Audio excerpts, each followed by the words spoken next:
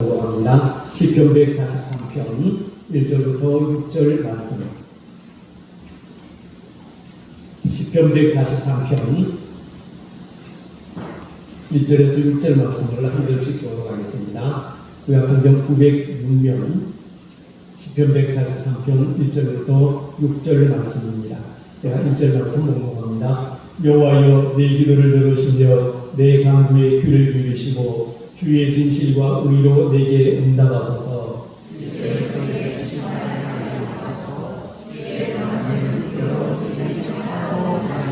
원수가 내 영혼을 핍박하며 내 생명을 땅에 엎어서 나로 죽은 지 오랜 자같이 나를 암흑 속에 두었나이다.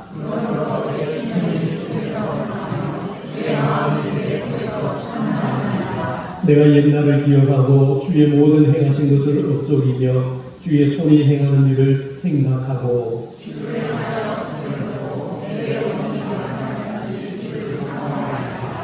아멘.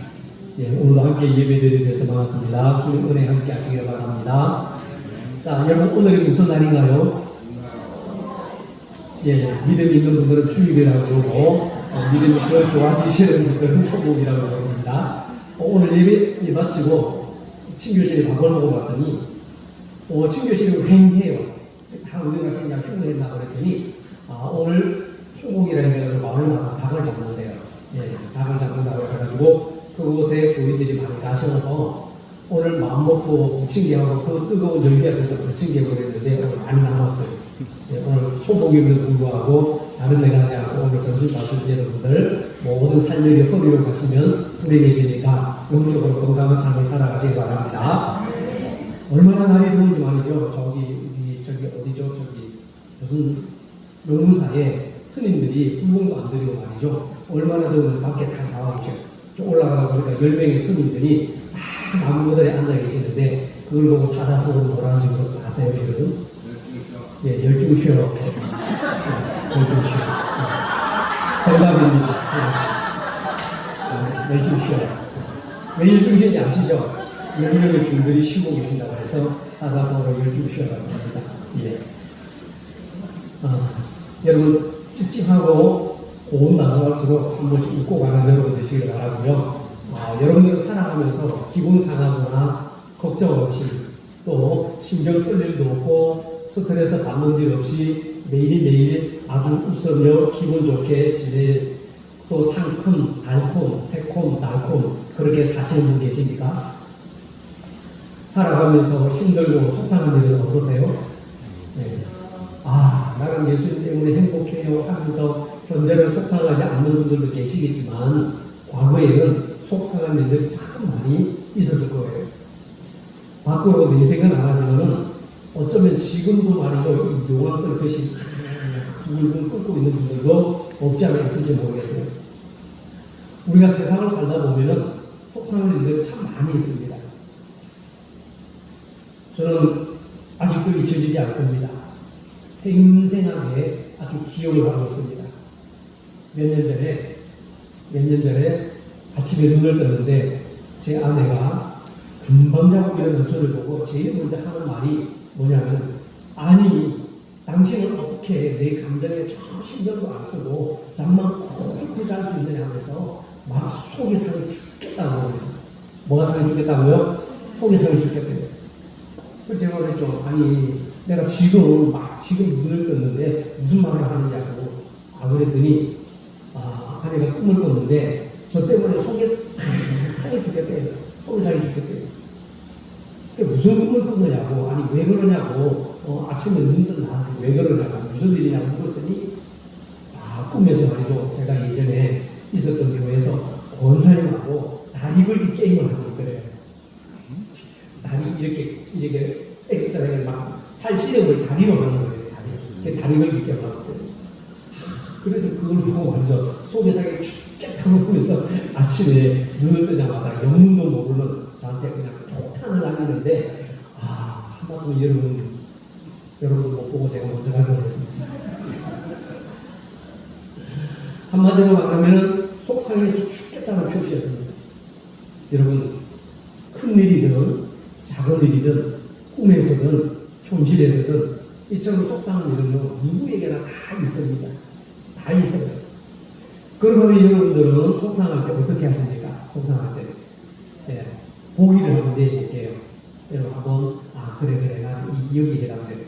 자, 여러분들은 속상할 때 어떻게 하십니까? 1번, 미친 듯이 빨래를 한다.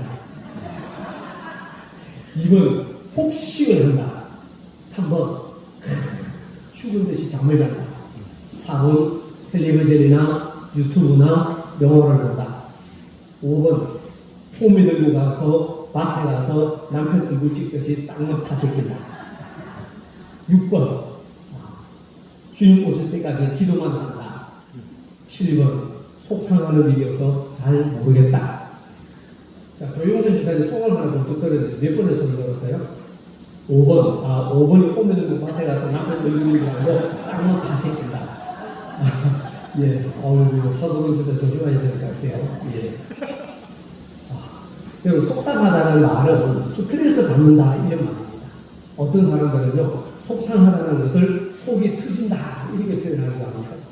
이 속이 터진다는 말은 내 안에 뭔가가 내 속을 누르고 있다가 그 압력을 견디지 못하고 폭발하고 터지는 현상을 말합니다. 이때 여러분 조심해야 합니다. 잘못 터지면 나도 죽고 너도 죽고 다른 사람도 다 죽을 수 있습니다. 목사가 속상하다고 하면은 목사님도 속상한 일이 있으세요? 하고 묻는 경우가 있어요. 목사도 사람이고 속상한 일을 당하는 것은요 당연한 겁니다. 자, 그러면 저는 우리 교회 온 후로 속상한 일이 있을까요? 없을까요? 있다면 무슨 일일까요? 궁금하다면 저한테 개인적으로 조용히 찾아오셔서 물어보세요. 말씀드릴게요. 성경에 보니 다윗도 상당히 속이 상했던 기록이 있습니다. 누가요? 다윗도 속이 굉장히 상했어요. 오늘 보는 3절 4절 한번 보실까요? 3절 4절. 자, 같이 읽어봅니다. 원수가 내 영혼을 핍박하며 내 생명을 땅에 엎어서 나로 죽은 지 오랜 자같이 나를 나무 속에 두셨나이다. 그러므로 내 심령이 속에서 상하며 내 마음이 내서 참담함이다. 아멘. 자, 여기 이 3절 4절 말씀을 보면 다윗은 사람들 때문에 원수 때문에 너무나도 속이 상했습니다. 얼마나 속이 상했는지 오늘 본문에 보니까 심지어 참담하다 이런 표현까지 사용했습니다. 참담하다. 여러분, 참담하다라는 말은 가슴이 막 두근두근하고 심장이 막 막히고 그야말로 비참하고 속상하다 이런 뜻입니다. 예, 요즘 말로 표현하면 스트레스 받아서 죽을 지경이다 이런 말입니다. 한마디로 다윗도 엄청나게 속상했다는 말입니다. 속상했다. 그렇다면 다윗은 이런 속상한 마음을, 이런 스트레스를 어떻게 풀었을까요? 다윗이 어떻게 했는지 보기 전에 일반적인 방법으로 본다면 사람들은 스트레스를 어떻게 풀까? 좀 지난 일이지만 어느 회사에서 스트레스를 받거나 속상할 때 당신은 스트레스나 속상한 마음을 어떻게 푸십니까? 또 그 속상한 마음 스트레스를 어떻게 해결하십니까? 하고 설문조사를 한 적이 있었습니다. 그 설문을 조사했는데 연령대별로 이렇게 물었어요. 21세부터 30세까지 젊은 사람들에게 이렇게 물었습니다. 그런데 대답이 이래요. 1. 잔뜩 취하도록 술을 마신다. 2. 클럽이나 탱게 가서 발바닥에 땀날 때까지 춤을 춘다. 3. 노래방에 가서 목이 쉬도록 실컷 노래를 부른다. 4. 문을 걸어 잠그고 두문불출한다. 5. 친구들에게 전화를 걸어 속상함을 풀거나 영화를 본다. 21세에서 30세까지 스트레스나 속상함을 얘기했을 때 이렇게 푼다고 대답을 했습니다. 자, 그 다음에 40대부터는 대답하기를 뭐라고 하냐면 이 스트레스 속상함을 풀 때 어떻게 푸느냐. 1. 술을 마신다. 2. 무조건 집을 뛰쳐나간다. 예, 강큰 남자죠. 자, 3. 차를 타고 드라이브를 한다. 4번째, 책을 본다. 5번째, 친구를 만나서 노래방에 간다. 이런 순서였습니다. 자, 그래서 설문조사에 이어서 노래방에 가면은 주로 무슨 노래를 즐겨 부르십니까? 하고 물어봤더니, 우리 집에 아이들 이 노래를 알고 있더래요. 보니까 20대 후반, 30대, 40대가 공통적으로 부르는 노래가 소양강천이요. 소양강천이나 아주 템포가 빠른 노래를 부른다고 대답합니다. 그래서 물었어요. 그러면 스트레스가 풀립니까? 물었더니 대답한 사람들 모두가 속 시원하게 스트레스가 한 방에 빵 풀리지를 않습니다. 이렇게 대답했습니다. 그리고 또 묻기를 풀리지도 않는 스트레스 해결 방법이 무슨 소용이 있습니까? 어떤 방법이 가장 효과적이라고 생각하십니까? 이렇게 물었더니 그 물음에 한결같이 대답하기를 나를 이해해주는 친구를 만나서 속을 털어놓고 이야기하는 것이 제일 좋은 방법입니다. 네. 이것이 일반적인 세상 사람들의 대부분이 스트레스 해소 방법의 모습입니다. 그렇다면 오늘 본문에 나오는 다윗은 어떤 방법으로 속상을 달래고 자신의 스트레스를 잘 해결하고 풀었을까요? 자, 다윗이 속상할 때 어떻게 했을까요? 예수님을 믿는 그리스도인들이라면 성경적인 방법대로 이 모든 스트레스를 속상함을 풀어야 하는데 다윗을 본다면 다윗은요 이 성경적인 방법대로 풀기를 어떻게 했느냐? 첫째로 하나님 앞에 기도했습니다. 어떻게 했습니까? 하나님 앞에 기도했습니다. 1절에 보면요 다윗은 하나님 앞에 부르짖어 기도했습니다. 1절을 읽어볼까요? 여호와여 내 기도를 들으시며 내 간구에 귀를 기울이시고 주의 진실과 의로 내게 응답하소서. 아멘. 다윗은 하나님 앞에 부르짖어 기도했습니다. 자기의 속상한 마음. 그리고 142편 1절에서도 다윗은 소리내어 하나님께 부르짖어 기도했습니다. 여러분 속이 상하는데 왜 기도해야 합니까? 속이 상하면 그것을 풀어야 합니다. 그렇지 않으면요 병에 걸리게 됩니다. 세계적으로 한국 사람들만이 가진 병이 있다고 하는데 어떤 병일까요? 예, 화병입니다. 화병. 예. 우라가 쌓인 것이에요. 우라가 쌓인 것. 속상한 것을 풀지 않고 쌓아두어서 생긴 병입니다. 그렇다면 우리가 속상하면 어디에다 풀어야 합니까? 어디에다? 어떤 사람들은요 속상하면 아내나 남편, 자녀들에게 가족들에게 푸는 사람이 있습니다. 차라리 조용조용해서 손 들고 땅이나 까면 되는데 네? 식구들에게 그걸 풀면 얼마나 힘들겠어요. 가족들을 엄청 힘들게 하는 사람 또 어떤 사람은요 이 속상하고 이 스트레스를 누구에게 푸느냐면 말 못하는 강아지에게 푸는 사람도 있고요 술로 푸는 사람도 있습니다. 네. 하지만 그렇게 해서 푼다고 풀어지는 것이 결국 아닙니다. 그렇다면 우리는 어떻게 해야 할까요? 하느님 앞에 속상한 것을 다 풀어놓아야 합니다. 기도하는 겁니다. 뭐 하는 겁니까? 기도하는 겁니다. 여러분 생각해보세요. 어린아이들이 동네에서 친구들하고 놀다가 자기보다 힘센 사람에게 얻어맞았을 때 그 속상함을 어디에다 풉니까? 네, 집으로 달려와서 엄마한테 풀어놓습니다. 그러면 엄마가 들어주고 격려해주고 또 달래주기도 하면서 그 마음을 위로해줍니다. 그때 상처받은 아이의 마음은요 풀어지고 위로받고 평안을 얻게 됩니다. 여러분 누구나 이런 경험은 한두 번쯤은 있을 거예요. 어릴 때는 그렇게 했을지 몰라도 어른이 되어서는요 어디서 풀겠습니까? 크수도 그렇게 하라면요 믿고 말했다가 뒤통수 맞는 경우도 뻔하니까 아무에게나 내 마음을 털어놓을 수도 없고 아무에게나 말할 수도 없어요. 그러니까 그리스도인들은 세상에서 마음의 상처를 받으면 제일 먼저 아버지 집으로 달려와서 주님께 엎드려 간구해야 합니다. 먼저 아버지 집으로 달려와서 주님께 간구해야 합니다. 주여, 주여 이 한마디 속에는요 나의 억울함, 나의 원통함, 나의 속상함, 나의 아픔, 눈물 모든 것들이 다 들어있습니다. 그래서 하나님께 기도하고 나면요 속이 다 시원해집니다. 속이 다 시원해집니다. 속만 시원해지는 것이 아니라 소망이 생깁니다. 소망이. 기도합니다. 어떤 소망입니까? 하나님께서 내 기도를 들으시고 내 문제를 해결해 주신다는 믿음의 소망입니다. 하나님 앞에 기도할 때요, 하나님은 도와주십니다. 오늘 보면 6절에 보니까 다윗은 기도할 때에 주를 향하여 손을 펴고 그랬습니다. 무엇을 펴고? 손을 펴고.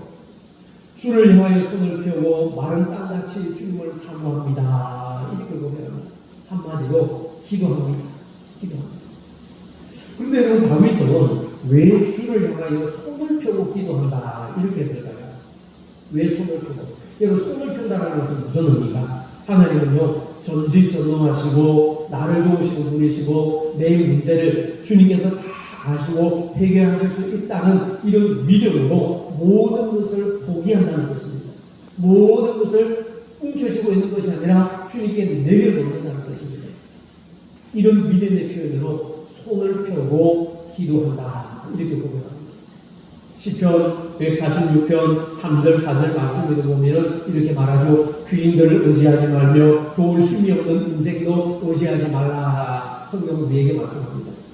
그러므로 이런 어려운 일을 당하거나 속상할 때 사람을 의지하지 마시고 주님을 의지하며 주님께 두 손을 높이 들고 또 두 손을 펴서 부르짖어 기도하시길 바랍니다. 우리 그리스도인들은 성경적인 방법으로 우리의 속상한 마음들을 주님께 풀어놓아야 돼요. 자, 두 번째로요, 우리가 주님을 믿는 그리스도인들이라면 우리의 스트레스를 어떻게 풀어야 될까? 지난 날을 돌아보면서 하나님이 어떤 분이신가를 생각하면서 좋으신 하나님을 내 입으로 고백하며 기도해야 합니다. 지난 과거에 하나님께서 내게 어떤 은혜를 베풀어 주셨나? 그러면서 지난 날을 돌아보고 하나님 나에게 어떤 분이셨나 생각하면서 좋으신 그 하나님을 나의 입으로 고백하면서 기도해야 합니다. 그래서 우리가 다 풀어놓고 기도하면 모든 것이 곧 좋아질 것이라고 좋아질 것 같다가도 나도 모르게 또다시 염려가 슬며시 찾아오고 상처가 되살아나기도 합니다. 기도할 때는 좋았는데 기도하고 나서 집에 돌아가면 또 속상한 마음이 생기고 염려가 슬며시 찾아오기도 하고 상처가 되살아나기도 합니다.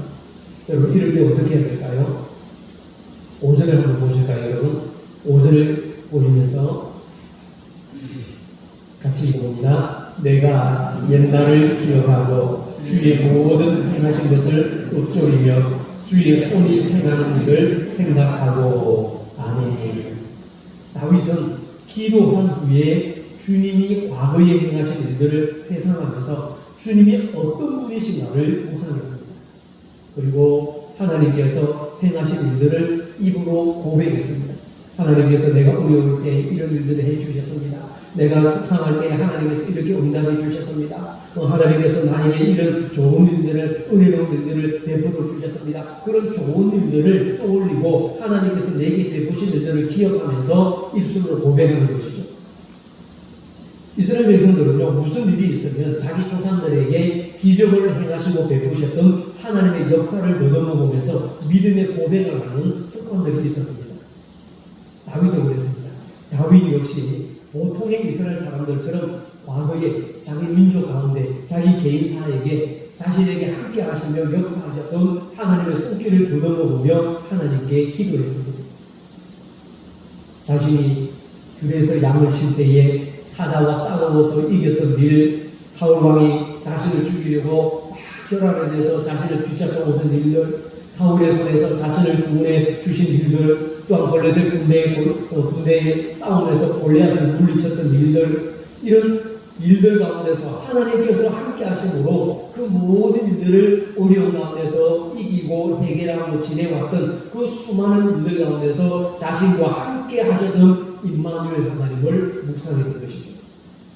그래서 다윗은 이렇게 주님께서 하신 일들을 묵상함으로 하나님께서 이번에도 속상한 일 가운데 참담한 일 가운데도 하나님께서 나와 함께 하시고 도와주셔서 승리하고 기쁨을 얻게 될 것이라는 이 믿음의 확신을 가지고 상했던 마음이 오히려 소망과 기쁨으로 바뀌게 되었습니다.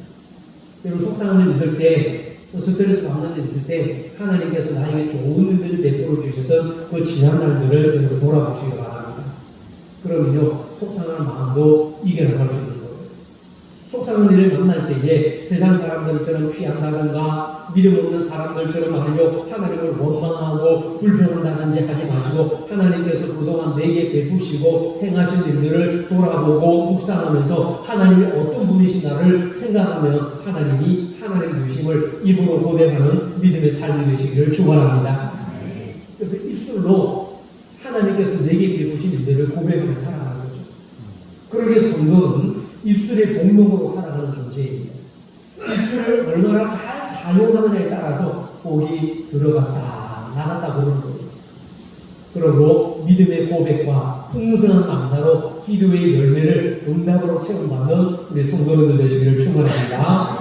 자, 세 번째로는요, 우리가 주님을 믿는 그리스도인들이라면 스트레스와 속상한 일들을 어떻게 풀어야 되냐? 하나님의 인도를 받으려고 힘을 써야 합니다. 하나님의 인도를 받기 위해서. 하나님은 광야의 이스라엘 백성들을 불기둥과 구름 기둥으로 인도하셨던 것처럼 지금 이 시대에도 우리를 향한 선한 길로 인도하신다는 사실을 여러분 믿으시기 바랍니다. 그래서 다윗은요, 시편 23편에서 하나님이 이 자신의 목자가 되셔서 푸른 초장과 출망한 물가로 인도하시고 자기 이름을 위하여 의의 길로 다윗을 인도하신 하나님께서 과연 오늘 우리를 어떻게 인도하시며 우리는 또한 하나님의 어떤 인도하심을 받아야 할까요? 다윗을 그렇게 출망한 물가로 푸른 초장으로 인도하셨다면 하나님께서 나를 어떻게 인도하실까? 또 하나님의 인도하심을 나는 어떻게 받아야 될 것인가? 자, 오늘 8절을 봅시다. 8절. 자, 8절을 같이 읽어봅니다. 아침에 나로 하여금 주의 인자말을 씀을 듣게 하소서. 내가 단 길을 알게 하소서. 내가 내 영혼을 주께 드림이니라. 아멘. 자, 여러분, 하나님의 인도하심을 어떻게 받아야 할까요? 같이 봅시다. 말씀으로 인도함을 받아야 합니다. 말씀으로 인도함을 받아야 합니다.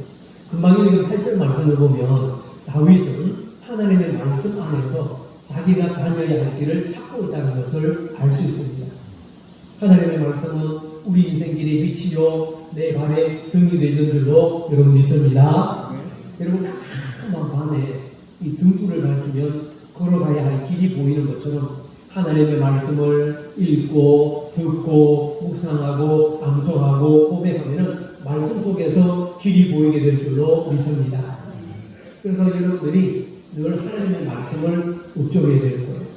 늘 하나님의 말씀을 묵상해야 되는 거죠.